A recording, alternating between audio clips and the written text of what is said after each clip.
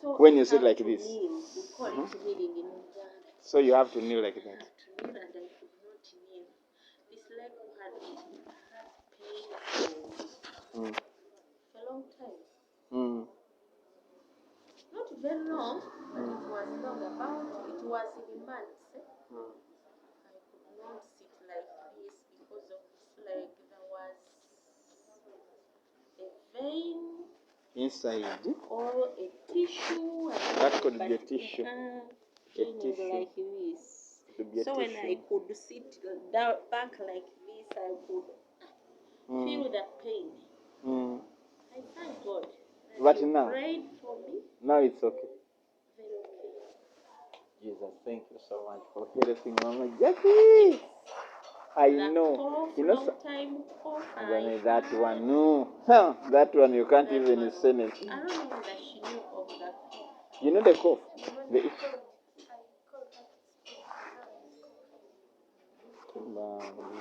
And I think as a daughter, she was like, she has nothing to tell you, but she was not feeling good towards about it. Now you have the normal one, like anybody, like coughing, normal. Not the other. And every second, every tickle of a second, you are coughing. Give it, God. This is wonderful. But this fashion, Jack, I fear you now. This fashion, if I try it, I will remove. But now you feel comfortable. Could not eat food without eating You could be beaten. like that. Hey. And you are given food. Hey. You go and buy it by yourself. Change, you thank for cooking.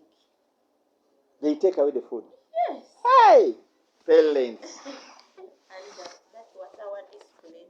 And it was not a touch. I liked it. Yes. And I used to eat.